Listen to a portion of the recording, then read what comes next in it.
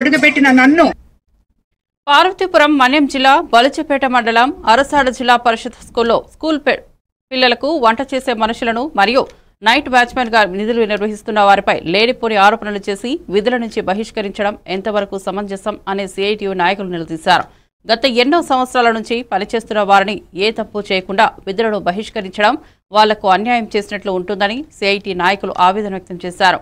బలిచపేట మండలం అరసాడు జెడ్పీ హైస్కూల్లో గత 22 సంవత్సరాల నుంచి వంట చేస్తున్న గిరిజన రజక మహిళలను కులం పేరుతో దూషిస్తూ రాజకీయ కక్షతో అన్యాయంగా గత సంవత్సరం నుంచి తొలగించడం అన్యాయమన్నారు. కలెక్టర్కి, డీఈఓ, ఎంబీఓకి ఎన్నిసార్లు మొరపెట్టుకున్నా వీళ్ళు సమస్య పరిష్కారం కాలేదని ఆయన తెలిపారు. వాచ్మెన్ని రాజకీయ కక్షతో కూటమి ప్రభుత్వ పెద్దలు తొలగించారు.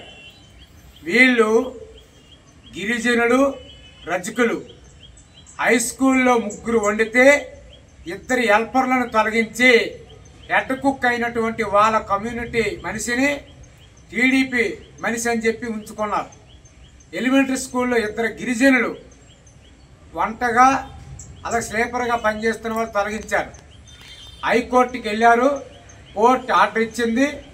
కలెక్టర్ గారు లీగల్ సెల్ నుండి ఉత్తర్వులు పంపించారు. వీళ్ళని ఏ కారణంతో తొలగించారో ఆయన సంజయ్ అడిగారు. లేకపోతే వీళ్ళు విధుల్లో జాయిన్ చేసుకోండి అని చెప్పి కలెక్టర్ గారు చెప్పినప్పటికీ మన్యం జిల్లా విద్యా అధికారి డిఈఓ గారు రాజ్ కుమార్ గారు మధ్యాహ్న భోజన కార్మికుల్ని సమస్య పరిష్కారం చేయమని విన్నవించినప్పటికీ పరిష్కారం చేయలేదు. పైగా ఎంఈఓ గారిని బెదిరిస్తున్నట్టు మాకు వార్తలు వస్తున్నాయి. ఎంఈఓ గారిని ఏదైతే కోర్టు ఉత్తర్వులు కలెక్టర్ గారు ఇచ్చిన లీగల్ ఉత్తర్వులు ఉన్నాయో దీన్ని డిలే చేయమని ఈరోజు డిఈఓ గారు రాజ్ కుమార్ గారు చెప్పడం, నిన్న మాకున్నటువంటి సమాచారం మేరకు ఎంఈఓ గారి ఇంటికెళ్ళి కూటమి ప్రభుత్వ పెద్దలు అకౌంట్ మార్చాలని చెప్పి, లేకపోతే ఎంఈఓపై దాడి చేస్తామని చెప్పి, అలాగే డిఈఓ గారు ఎంఈఓ గారికి ఫోన్ చేసి వల్గర్గా మాట్లాడి డిలే చెయ్యు, సంతకం పెట్టు, కొత్త వాళ్ళకి అకౌంట్ ఓపెన్ చేయించని చెప్పి డిఈఓ చెప్పడం అంటే కంచె సేను వేసే విధంగా ఈరోజు మన్యం జిల్లా డిఈఓ గారు రాజ్ కుమార్ గారి పరిస్థితి ఉంది. ఈయన వచ్చే నెల రిటైర్మెంట్ అవుతారు.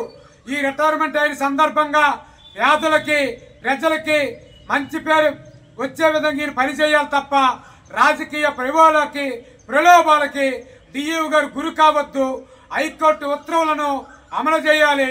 శ్రీ మెజిస్ట్రేటు మన్యం జిల్లా కలెక్టర్ గారు ఇచ్చినటువంటి లీగల్